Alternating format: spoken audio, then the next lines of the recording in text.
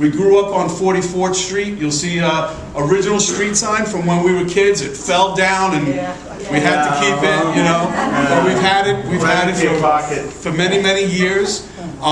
Myself, I'm, you know, fourth generation Astoria. My great grandmother came from Italy to Ditmars. Grandfather grew up in Ditmars. My parents both met each other on Steinway Street. They lived in the buildings on Steinway and 25th Avenue. And then Joey and I, we grew up on 44th Street. About 2.5 years ago, we came to an event here. My best friend here, he found it online. It was Astoria in the 80s. Calls me up, tells me, we gotta go, we gotta go, we gotta go. I was like, all right. So we come up here, and now we're in a room, and we're, you know, I mean, we're no spring chickens, but we're the youngest guys in the room, you know. So you know, we turned to the speaker and say, you know, it was a great presentation, and we said to him, you know, we're probably the only people in the room that were kids in Astoria in the 80s, and I mean, it was a great show. And that's when Bob asked us to come back, and we came back 6 months later, and we did this two guys from Astoria about 2 years ago. And now for the Christmas holidays, Bob asked us to come back, and if we had any ideas, and that's where Joe came up with the Objects Tour. If you haven't had a chance to look at this stuff, we're going to talk about everything tonight. If you haven't had a chance to look at it, when we're done, we'd like you to walk around the room, check out some of the stuff we have. Joe captioned everything. As well as all the wonderful photos and all the nostalgic thing around the room and even outside in the hallway. I have to say, this past August, my family and I, we moved to Charlotte, North Carolina, but I still remain a member of the, you know, Greater Astoria Historical Society. Got my renewal for 2018 on Friday, brought it with me today. I encourage everybody, if you're from the neighborhood, you live in the area, or you're close enough to attend the events, they have some awesome events. I mean, they do tours around the area. You know, you'll see some buildings, and they'll take you on some sightseeing tours, Steinway pianos. I mean, things that you'll never even know existed or experienced. $25 a year to be a single member. If you're a family, the whole family can come for $40. There's membership applications on the back table. That's just a little plug for these guys. They didn't bring me here for that, but I really do want to support them. This is a great organization and a great group of people. Thank you. I'm just going to let Joe do his thing, and I'll be on the sideline. Yes. Thank you guys all for turning out.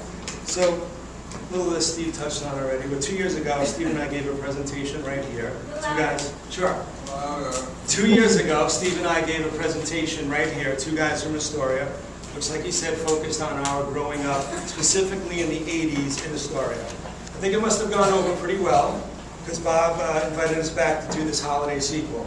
Now, sequels, as you know, often get a bad rap. They're never as good as the originals. Well, tonight we intend to buck that trend with our two guys that return, the Objects Tour. We love sharing our coming-of-age stories with all of you here, and we want to hear your stories as well. The only thing we ask is some of your comments and questions maybe we could leave towards the end. It'll just allow us to stay on this time track. We appreciate your cooperation for that, by the way.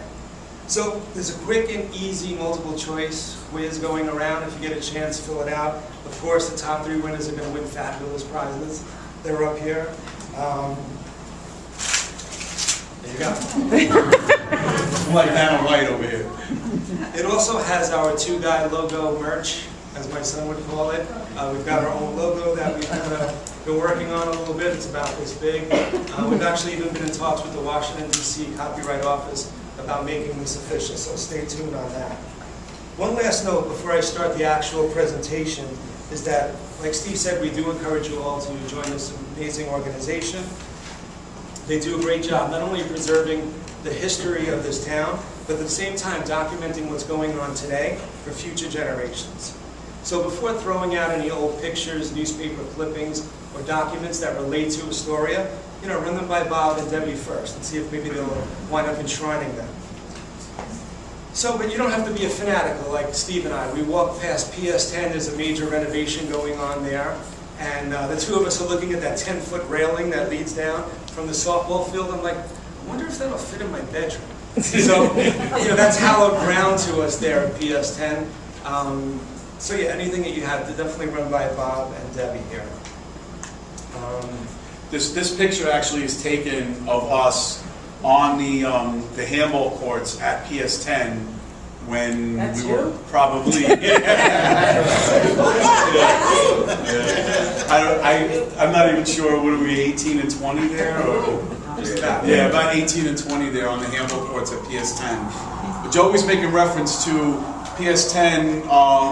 They're doing a lot of construction, you know, in the schoolyard, but they're like ripping out things that were, you know, just memories to us. So even like there's a staircase there of 10 steps, and they pulling the railings down. I'm like Joey said, I mean, would love to have that, like a Mets chair when they, you know, ripped out Shea Stadium. You know, it's just one of those things. I like that analogy. So this talk is basically all about the objects, the stuff, if you will, that we grew up with in our hands, you know, around our necks, or stuff between our mattresses. We touched on the 44th Street sign. I have a quick aside here. 2 years ago, I brought a replica of this sign. My son and I made it. We spray painted it. It came out perfect. We had a friend from the neighborhood who saw it, and she goes, "Oh wow, I have the original one," and it killed me. So that hasn't seen the light of day in like 30 years. I didn't want a chance losing it, getting it confiscated, a little paranoid. But it's saw the light of day today, and I wanted you guys to take a look at it as well.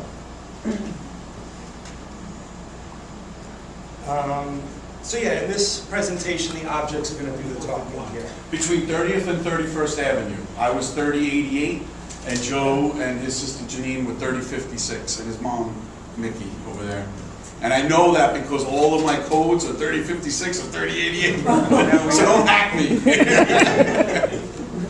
So if you guys saw on the website, our original synopsis was, how do we know what we know about the ancients, the ancient Greeks, the Romans, etc.? So it's the objects that they left behind. So the way I've set up this structure, Steve and I, is that you'd have our street sign, our items, and then juxtaposed with an ancient equivalent. So as you can see here, you have a street sign from, I'll get the hang of this, from Pompeii, a couple of thousand years ago. So the last thing I'd like to say regarding this sign, and I touched on that. All right, let's go to this. New York City subway token. This little object has opened doors on some very big events for us. I'm guessing some here in the audience today have never used or maybe even seen a subway token, and that makes me feel really old. So many of you probably don't remember that there was a time that you could actually smoke on a subway car. That ban went into effect somewhere into the 1980s, and someone here on this day has decided to just ignore that ban. You know, if someone lit up a cigarette today on a subway train, people would be like floored by it. It's like an abomination. But if it's something you've been doing for decades and everyone has been doing, and then kind of arbitrarily today, no more smoking cigarettes, didn't seem like such a big at the time deal when Steve did light up that cigarette on day one when you weren't allowed. But I think that undercover cop definitely had a problem with it, so he stopped Steve and kind of let him off with the warning. So in life, sometimes we really do truly stupid things. And it's great when we can blame that on, well, I was a kid at the time. But for this next misadventure, I don't believe I could use that defense. Oh my God. Like today, subway construction is a pain in the ass. And at the 46th Street station, one side was only running express, which meant I'd have to take the R train a whole 3 stops out of the way and come back the other way. So I came up with an idea. If I just hop down onto that track, cross the third rail carefully to the other side and pop up, I'm saving what, like at least 15 minutes, 20 right? minutes. The funny thing about this is that You're in the right building. at separate times in our lives, or we both had reasons to take trains into the city, not together. I did the exact same thing at the 46th Street station because it was totally inconvenient. You know, so you just cross the tracks. I mean, that was the thing. Nowadays, if you saw somebody doing that, you'd be like, "Oh, it's crazy," but it was a normal thing. You just did it every day. No, it's crazy to But this same subway token that we talked about, you know, can enable you to do good things, like going to work. So Steve and I both worked at the Imperial House. It's a snazzy, high-rise, luxury building in the Upper East Side. Liza Minnelli lived there, Howard Cosell lived there, a whole host of rich and famous tenants. We would wear the white gloves and the mock tuxedos. But what would happen is, as some of these affluent tenants got older and kind of lost their minds, they had the means to avoid being forced into an old age home. So they basically hire a girl, a housekeeper, who would keep them from walking the streets. So we had this one tenant, Mrs. Wasserman, who was sure that her girl was always stealing from her. And this was like a daily thing. She would call the cops. So on this one occasion, I'm in the elevator and she said, "She's robbing from me, call the cops." Now we had an internal phone inside the elevator, but you can only dial, within the building. Just to appease her, I pick it up, I'm calling the cops. So I'm on the phone supposedly, and she goes, "What did they say?" And I said, "They're calling the FBI." And she turns to the girl and says, "Now the FBI is on the case." I think she was reverting back to the J. Edgar Hoover days.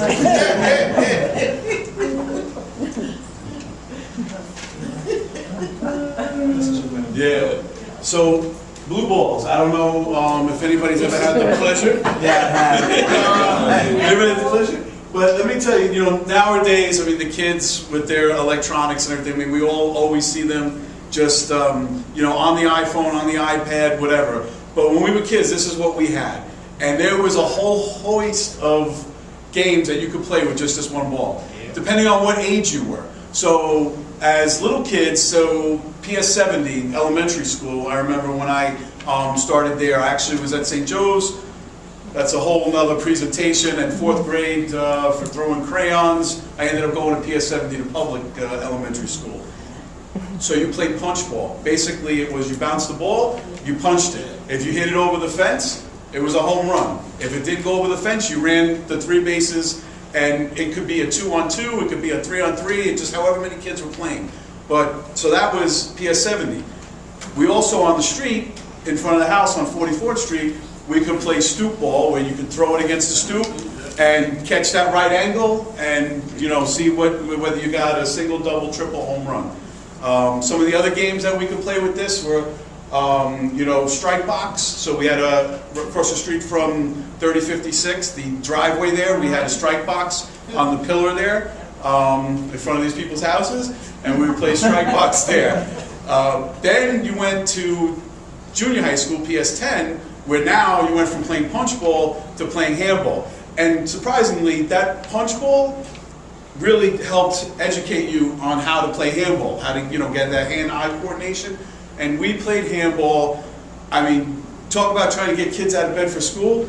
My mother couldn't keep me in the house. At 6 o'clock in the morning, I'm ready to go to school because I wanted to play handball for 2 hours before school started at 8. And that's what we did. And then after school, played until dinner time and ran home for dinner. And then did your homework. And if you had good parents, you might be able to get back out and play again. But as you got older, we graduated to stickball. I'll let Joey talk about stickball. That's all you. Oh, so there you go. So this is an advanced stickball bat. This is an aluminum stickball bat, one of a kind. I think you got it from Sports and Rec, right? Right here on Broadway and Steinway. I don't think that they're there anymore, but Sports and Recreation. But we, basically you've probably seen stickball, wooden handle. We put tape around it. We played in the street, we played stickball, but in PS10 we played alley ball, which was between 2 walls in the alley of PS10, and whether you hit it, first floor, second floor, third floor, and it was just an awesome game. But so much you could do with just one ball. Just to piggyback on a couple of Steve's points here. My son, the original kid from Queens, and I taped up that yellow wiffle ball bat with electrical tape, and that's kind of how we did it back in the day. I don't know that it helped at all when you were playing with it, but it just kind of looked cool. Yeah. The other point I remember playing ball with Steve and some of our friends is a game one time down by the Boulevard Gardens. The one ball we had went over the fence. So of course Steve gets talked into climbing this fence and getting the ball. He got the ball, but I think it was a Rottweiler maybe. And on his heels, And it was something out of like The Sandlot, right? I mean, Yeah. you're just like, wow. Except it wasn't a friendly But dog. he did get the ball. You know, another thing with these bats, what we used to do was actually you would cut the tip off, and then you would put newspaper in it, and then you would put water in it and wet the, and it would add weight to it, so you could really get, you know, some really nice hits for it. I don't know if the Major League Baseball would find that legal or not, but yeah, that was one of our one of our specialties, filling it with wet newspaper and then taping it back up. Chinese stars, as we call them. Oh, can I say one more thing about the blue ball? Because I'm forgetting now. I mean, just so many games are coming to mind. We played slap box with this. So if you look at some of the buildings, especially like on 44th Street, they were railroad apartments, 3 levels. So underneath the first floor window, there's a basement window, and they would have metal grating on it to keep you from breaking the glass. So of course, us kids, we'd have 2 boxes, you know, were the goals. So one building, and then the building next to it, their basement, and you basically, you know, it was like playing hockey with this and shooting it at the goal. You remember that? So back to my beloved Chinese stars. I can still remember buying them from the Asian store on Steinway Street as a kid. Never any need for ID, no consenting adults, you know, the good old days. What I remember most about throwing these was in the alleyway on 44th Street into the wood garage doors. Amazingly, I don't remember any of us ever getting hit by one of these, but I do remember Steve once having to remove a dart out of his forearm. Ouch. And there's a set of these stars going out as one of the prize packages today. Oh my God. That was Pat Keena. You good? Pat Keena. We were playing darts. I had a dartboard in my room, and I remember I was pulling the 2 darts out of the board, and he was shooting at the same time, and I got hit in the arm. So, on what you would expect to be on a lighter note, safer note, we have the game of Monopoly. An innocent board game we probably all grew up playing as kids. Well, Monopoly can have a dark side. Especially when I have hotels all over Boardwalk and Park Place, and my unsuspecting sister is making her way down the board. This kind of sums it up for you here.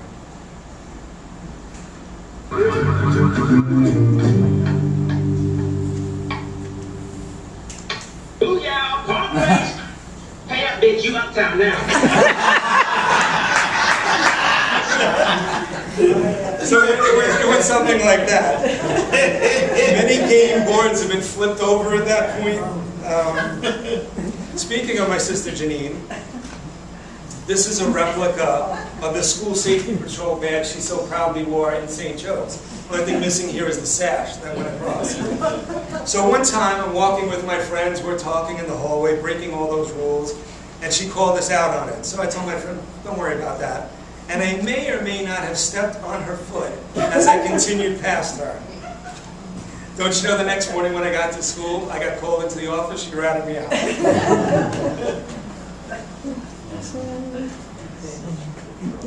Beepers. So we have one here. This was actually Joey's beeper.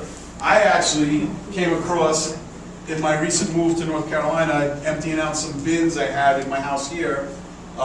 Original contract from one of my first beepers here, and the beeper. So back in the day, the only people that had these were either doctors or drug dealers. That's it. And I was neither, but I had one because I had a lot of girlfriends. I wanted to be able to, you know, not miss their calls, okay? But I can tell you, I do remember a very specific time with this beeper, not this beeper, but with a beeper, the Astoria Movie Theater, which anybody that's not here, you're missing out when they put the New York Health Club there. But that used to be the movie theater, Astoria Movie Theater. And I remember being in the lobby of the Astoria Movie Theater, and there was a police officer that just kind of patrolled. That was like his post. He hung out in the movie theater. And they had a payphone right there in the lobby when you walked in on the right side in the middle. And I remember there was a guy there who picked up his beeper and went to the phone, and he was kind of shitty looking guy. And I remember the cop saying out loud, he was kind of talking to me because I just happened to be walking at that time, And he said, oh, that guy must be really important, you know? And making reference to knowing that he was probably a local marijuana dealer or something like that. But this was the state-of-the-art, you know, communications tool. I mean, before iPhones and everything else. But after these beepers, then you moved on to these things, which were sky pages. So let me give you an example of how this worked, especially for you young millennials.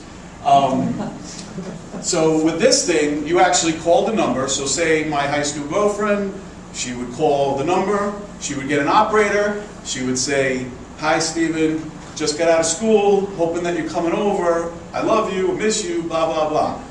The operator then would read back to her, hi Stephen, just got out of school, love you, miss you. And then I would actually see that text message come up on this. That was the original text messages. So, pretty interesting stuff to see where we are now. Remember the Jetsons, seeing you know, video phones on the Jetsons cartoon when I was a kid, thinking like that was just like so out of this world. And now you have FaceTime. I mean, and that was only what, you know, 40 years ago, 30, 40 years ago. And look, just imagine where we're going to be in 20 years from now. It was amazing. 50 years ago. Yeah. So this next slide is one of my favorites. Growing up, I had the occasional gold chain, maybe with a charm or two, but Steve went big in this department. He had several gold rings, chains, and one bracelet in particular that was really thick, obnoxiously thick. So it was 1980-something, and a guy stops us as we're walking down Steinway Street asking if we want to buy a couple of gold chains, hot. They look nice and heavy. I forgot what the guy was asking for them each, maybe $100. We both wanted to buy them, but only Steve had cash on him. So Steve bought one, and knowing Steve probably talked the guy down on the price. Well, I asked the dude, please, just wait here. I'm going to run home, get my cash. I'll be right back. So full dash, I run home into my room, grab the cash, back to Steinway Street, can't find the guy. I'm heartbroken. I missed out. So of course, Steve starts wearing that gold chain the very same day. And I was green with envy until his neck started to turn right.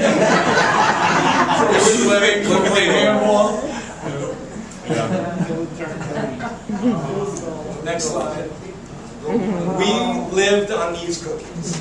So I figure if this loaf of bread from Pompeii has lasted this long, 2,000 years or so, again with the help of volcanic ash, these cookies with all the preservatives they pump into them, they should last at least as long.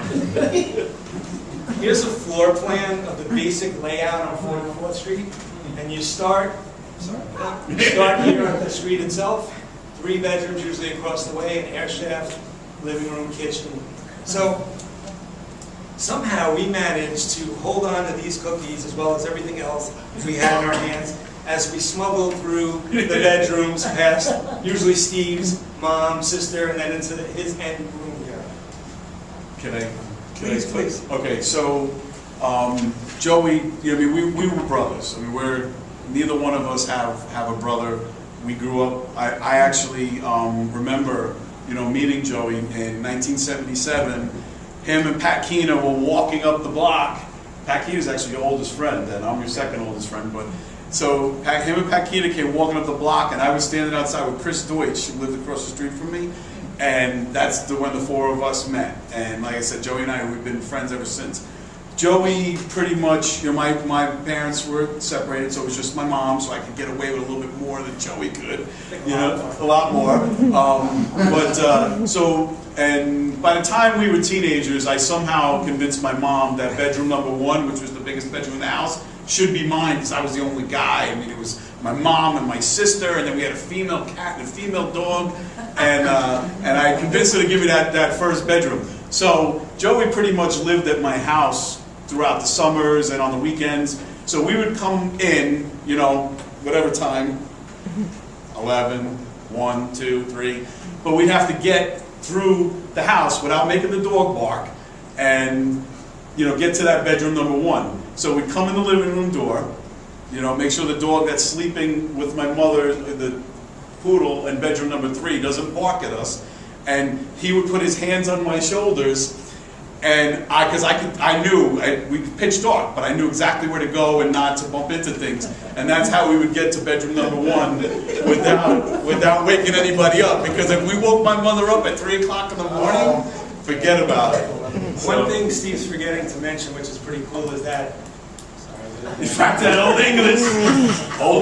he managed to get the key in the lock for this exit right out of his The room. fire exit. So no longer did we need to cut through. This led right out of the building. That was a little bit later, like maybe I was about 16. We had a big closet that was blocking the fire door. So I convinced my mom that we needed to break up that closet because it was a fire hazard. And then I was able to use that door, and that was my in and out. So last note on the Stella Doro cookies, that's another one of the prize packages. And the fact that we got them here unopened is a victory in and of itself. I'm looking at it says $3.69 on the package, and I remember 69 cents, 79 cents, 89, I think 99 cents was the most that we ever paid for them when we were kids. So you guys got a sneak preview already, but we were introduced not only to the Old English brand, but also to the importance of the 40-ounce bottle by our neighborhood friend Billy Yell, who was a few years older than us. Never has a beer come with so many nicknames. Old E, Old Bold, Liquid Dust, and I'm probably missing a couple. Old gold. I don't know if it was the malt liquor or just holding that 40-ounce bottle in your hand, but you felt invincible. And never has a beer doubled so well as a weapon. I mean, it was like the utility knife of beers. Another friend of ours, a guy named Stevie D, one time showed up to PS10 with a piece of glass still shimmering in his head. We suggested he should probably get that looked at right away. So I can unfortunately also personally attest to this bottle's cutting abilities, thanks to a disagreement I had about who had the court next on a PS10 handball court. So much for being invincible, right? But one drawback was trying to sneak this giant bottle into places. Wearing my 3/4 length leather coat, I had a bottle tucked under my arm, and as we walked through the lobby of the Astoria movie theater, it slipped out, and I barely caught it between my wrist and my hip. And that feeling of cold sweat just down the back, because had I not caught it, it would have hit that tile floor, and that would have been kind of hard to explain away. Yeah, I actually tried to find one of these as a prop to bring tonight, and they actually still make it, but they're in plastic bottles, and it just wasn't the same, and I just didn't do it. They don't make them in those glass bottles anymore. Next up is a Rambo knife. But actually the one that Steve owned at probably around 14 years old, I think was bigger than the one we have on display behind it. It actually was. It was like the one I had was the one that Rambo had in the movie, but this is the closest as we could get. But here's the question. What did a 14-year-old kid need with a survival knife on the city streets of Astoria? It just makes me wonder, when would the compass and the fishing wire come into play? Astoria Park. Yep. There you go. So this old school pilot marker was surprisingly difficult to run down. But Steve and I weren't really big into graffiti, but growing up in Astoria in the 80s, you were just surrounded by it. So I guess we do have some blood, or should I say ink, on our hands for this one. By the way, the pilot marker and Krylon spray paint with the official Two Guys logo, the merch, is the last of our prize packages for the evening. Joey, as Joey said, we weren't into graffiti. We weren't artists, and we weren't, graffiti artists. But we knew, if you were a kid in the 80s growing up in Astoria, you knew all of the graffiti artists. I mean, it's just amazing, some of them. And it's still today. I remember most recently driving down the Jersey Turnpike and seeing the initials PK. And I don't know if anybody, that was probably one of the most famous graffiti artists. If you've been in Astoria any time, you might have seen him. Not that he still does it. I don't even know if he's still alive. But PK, and I actually saw that on a building, on a farm building, going down Jersey, and it was just amazing to see that. But yes, I mean, we knew all the graffiti artists. If you were a kid in the 80s, you knew who was who, and they would do the PS10 walls, and then every weekend, they would buff them, they would paint them. And I think that picture of us in front of it was like right after they just painted it. So King Tut had his Chariot, and I had my Delta 88, although I think my Buick might have been a little heavier. So where do I begin with this vehicle? I mean, I could start with the time that I realized the guy in front of me that was stopped wasn't just stopped at the light, he was broken down. and in anger I swung around him and took his mirror off and just kept going. Or the time I was racing a Mercury Cougar and didn't realize that an 8-cylinder behemoth like this wouldn't stop on a dime. The guy I unfortunately plowed into, I'll never forget, opened his car door, looked up to the sky and said, "Why me?" I remember. This car also spent its fair share of time on the 59th Street Bridge, like the time I was broke down on it. Another time, to avoid traffic, we simply got out of the car, opened the metal gate for the side walkway, and then drove down and made great time. The only thing is we got some pretty dirty looks from the bikers and the walkers on that bridge. So if you were here for our first installment, you might remember me saying that my mom, on her way each morning to get her coffee, would make it a point to walk along one side of the car, and then when she got her coffee, the other side of the car to see what new damage had occurred from the night before. I think that kind of sums up this section. So Steve and I both attended Monsignor McClancy High School nearby East Elmhurst, so close that, except for the days that Steve's sister dropped me off there in the yellow Camaro, the story in and of itself, I would walk there. I also worked in a bowling alley nearby that school. I think it was named Northern Lanes. If anyone has any info on that, I'd love to speak to you about this after the show. So at 16, I wasn't much of a worker. Instead of cleaning, I was goofing off, playing video games. But one time I remember winning a fire extinguisher fight where I totally covered my opponent with that white foam. I wonder if that stuff was toxic. Anyway, my favorite pastime at the bowling alley was climbing in high above the ceilings up into the attic and just hanging out. Steve would, of course, visit me there, and we'd call it like Remo Williams because we'd hop from beam to beam while we were up there. So one day my boss called me over the loudspeaker while I was up there, and I could tell he was pissed. So we hurried across the ceiling, and of course I knew the terrain a little better than Steve. So this is what happened.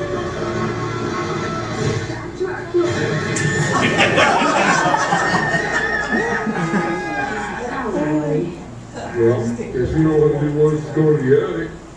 So from my vantage point, I just saw Steve drop. And I was sure I was fired, right? I think someone's coming through the ceiling in the bowling alley. But when I got to that front desk, all they asked me to do was to clean up a spill. And I'm like, okay. How did anyone notice half a body coming through the ceiling? Pure luck. So I looked around for the hole, and I realized he had fallen through the bowling alley's bar ceiling, and it was morning time, so no one was in there at the time. All that pink foam was hanging down from the ceiling. The amazing thing is, unlike this video, is that Steve actually landed on a concrete shelf high up on the wall. Otherwise, he may have fallen onto the bar itself. So this bowling pin right here on the table symbolizes the brand new one that I had taken off of the bar's overhang. They had 21 brand new polished ones, and I smuggled one out. So for safekeeping, I left it at Steve's house. And weeks turns into months, and he's had it at his house. For a couple of weeks, I'm not seeing it. It made me ask Steve, whatever happened to the bowling pin? He proceeds to tell me that he took it to the shooting range, the gun range, and it's no more. That's one I never got over. I'm sorry. It's great for target practice if anybody's into that. So neighborhoods change. And for us, growing up in Astoria in the 70s and 80s, it was filled with other obnoxious kids just like us. So my recollection is it was one of the greatest places to grow up. But did the residents on the block that didn't have apartments filled with kids feel that same way? Did they share those fond memories? I'm thinking probably not the one whose car we used, as a ramp for our bottle rockets. My point is maybe not tripping over a kid every few feet might be a better fit for some of today's Astoria residents. Take this picture, for example. It reminds me of the neighbors who used to sit on their folding chairs, gossiping about each other right outside our window late into the night. I remember hearing that no one wanted to be the first to leave because then they were the next person that got spoken about. So some people might look fondly on this as community. Others may look at it as a little bit of an invasion of privacy, or I got to go to work tomorrow.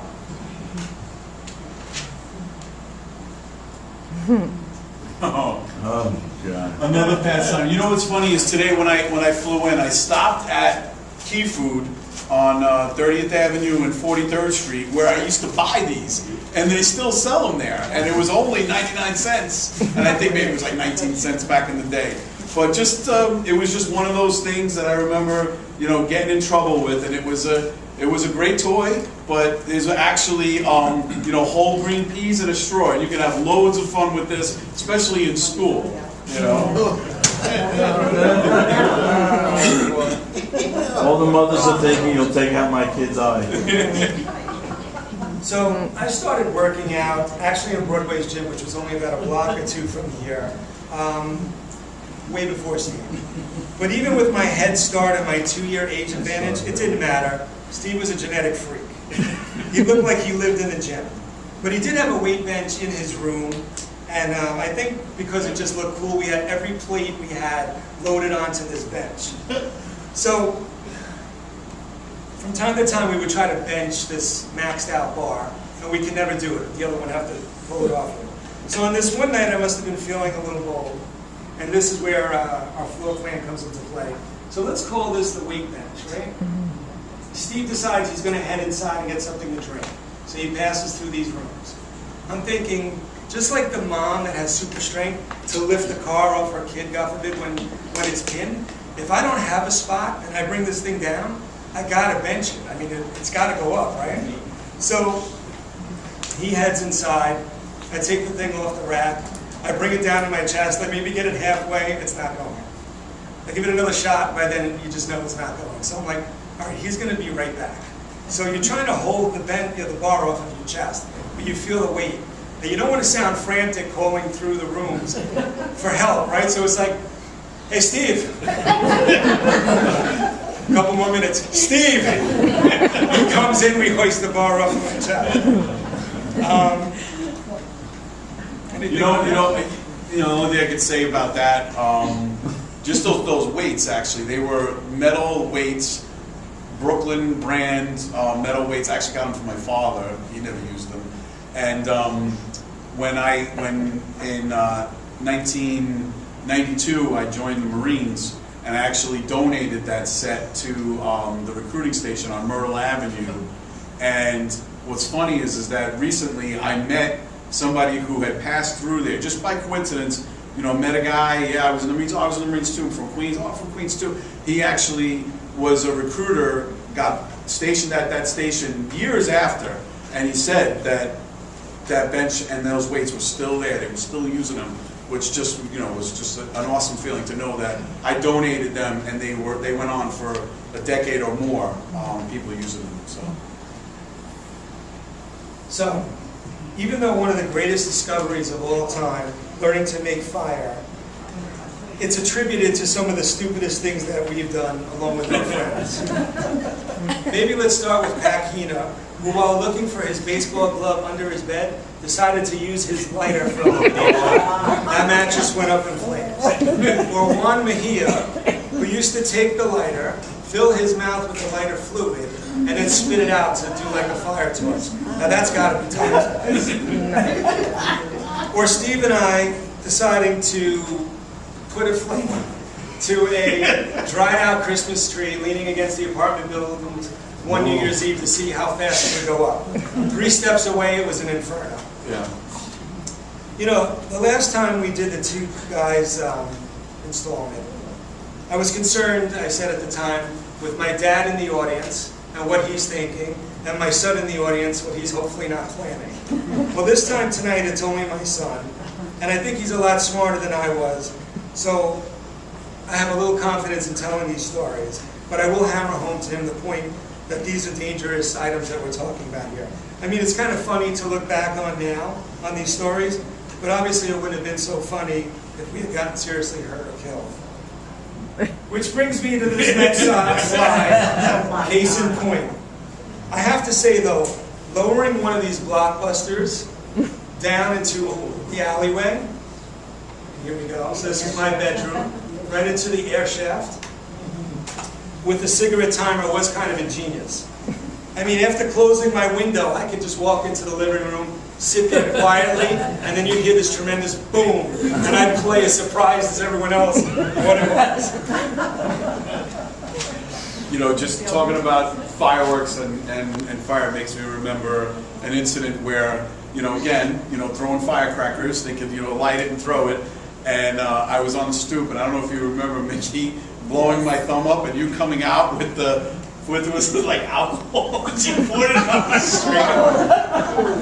She's panicking because I got a piece of my thumb is hanging down, and she comes out with the alcohol and pours it on there, and it was painful, let me tell you. But it healed up, and it was good.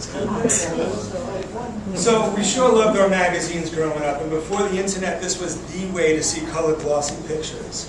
The one on the left is a Muscle and Fitness magazine. We made it a point to get copies, each of us, every single month, courtesy of Fish Barnes. And I probably don't have to tell you which magazine is pictured there on the right. I was always struck and impressed that Steve actually had that magazine cover proudly displayed and framed in his bedroom. Again, you know, grew up, my mom, dad wasn't there, got away with some stuff like that. It was just, you know, I think she wanted me to be a boy, right? Yeah.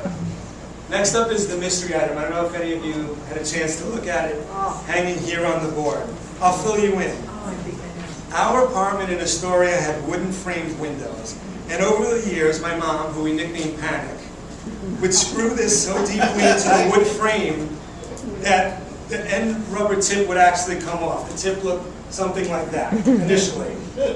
Over time, she screwed it past the wood and almost out the backside. So that's what it is. It's an old window lock key. She had other nicknames as well. One was Eagle Eye. She could see us from a mile away. She followed, my mom was working, she was following us around the neighborhood, and it was like Eagle Eye Mickey, man. She could spot us from 3 miles away. So guys, any questions, comments that you have for us, we'd love to discuss or hear from you. Any of these items, anybody else had any experience with? Do you still do all this stuff? It looks like glossy I don't know. pictures. You move so nobody knows what you're doing there in Charlotte, but I'm going to just plead the fifth on it. Yes, please. We could finish up the wine on the table and get those Chinese stores going. Oh yeah, that's a good time. and there's a wall. No. Just sticking me out. Could you tell me about the story, about the store 7 days? 7 days a week. Okay. So this is going to border on a little You worried about ethnic bias, but let's go with it. My nephew's asking. That is yes. So there was a store on the corner, over by where the Building Audio is located, and they would call it 7 days a week. We used to call it 8 days a week, right? How original. But I remember they used to buy car radios back in the day, and the guy only insisted on the ones that were in the Mercedes-Benz. Becca's. He'd say, only Becca's.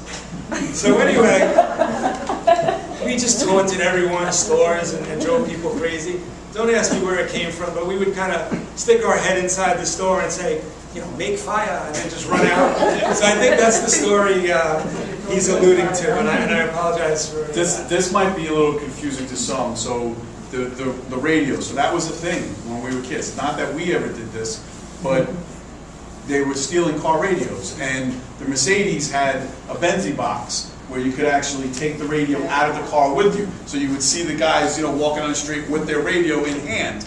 So there were certain individuals that were so skilled at this. I remember right at that same location between Steinway and 41st on 30th Avenue, walking down the street towards Steinway, and I saw a guy actually jump on the roof of a Mercedes, on the hood, on the roof of the Mercedes, through the sunroof, pull the radio out and run. And the guy's just sitting at the light like, what just happened? You know, it was an interesting time to grow up here in the 80s, let me tell you. Yes, young man. And then they would bring him to 8 days a week and sell them to the guy. So he could sell it back to the guy who just got his radio stolen. What about the time Steve tried to pop a wheelie? Yes, so I think the story is the time where we decided we could do bike repairs without tools. You got it flat, you fixed the tire, Steve put it back on my bike and tightened it by hand. So I'm good to go, right? Riding down the street, I pull a pop a wheelie, and the wheel just kept going. So now you just have the forks up in the air, and you know when you land, you're going head over. You can hold it for a while, but you're going down. And that's exactly what happened in head over feet. So that was a good memory. Any other questions, comments? I was going to make a comment. You said about PS10, and then now I know it as IS10, which is a junior high school. But the reason why I put that connection together is before they started doing construction, and twice again, they did still have the inscription PS10 on the stonework, the 2 doors. And I believe, I don't know if there was 2 separate entrances for boys and girls or not. I thought I noticed something like that. Another thing is, because I was going to Bryan High School, and you know, IS10 is still known for this, I believe. Brian and IS10 like go back and forth with like big stories, weird, bad things happening. So yeah, people still play handball. Even 38th Street, they still play handball there too. It's a great sport, and you were definitely right about the hand-eye coordination. Yep. I mean, these kids definitely in the morning, dinner time, even as late as they could be in the park playing, you know, whether it's basketball, handball, didn't matter. I'm like 22 years old sitting here, so I didn't just remember. You baby. This was, you know, a lot of things from the 80s, I believe, like just kept on going, even through the 1990s, maybe even early 2000s. Like, it's truly a generational thing because we hear these stories and it just carries over. Yeah. Maybe we just want to, you know, recreate the past a little bit. It is fun. Another thing I saw on the screen, also got carried over. People do crazy stuff in the story. Imagination. Let's do this dangerous thing today. Maybe it's just in the water, right? You know? And it's not even drugs. It's like just beautiful imagination, but you know, just get very inventive. So it was great. Thank you for sharing.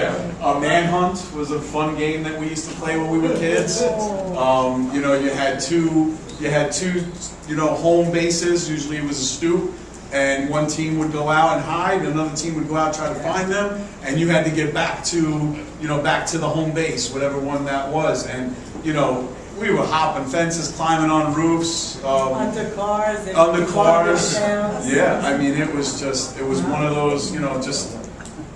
But we all made it home safely, you know. It's great to hear that. I don't know who was in the community during the filming of A Bronx Tale, but that was early 1993 maybe, where they filmed the movie and they used Bryan High School, one of the scenes in the stairwell and then in front of the building, and you know, that was pretty cool for the neighborhood people. PS10 actually, what they did was they pulled out from the junior high school everything but the pool at the time, all the playground, and they made it into a parking lot. So anybody in the neighborhood that had cars parked in PS10 because they had the streets lined with all the 1950s and 60s, 1950s cars, 40s, 50s for the movie, and they had to have a place for people to park. And then when they were done filming the movie, they redid the playground, which was a blessing to us neighborhood kids. So last slide, guys, just to recap. The top 3 scorers can choose which of these items they would like as their gift set. Bob has generously agreed that in addition to our items, to insert an Astoria book and a t-shirt as part of those packages. So we'll grade these as Bob takes the floor. Sound good, Bob? Thank you.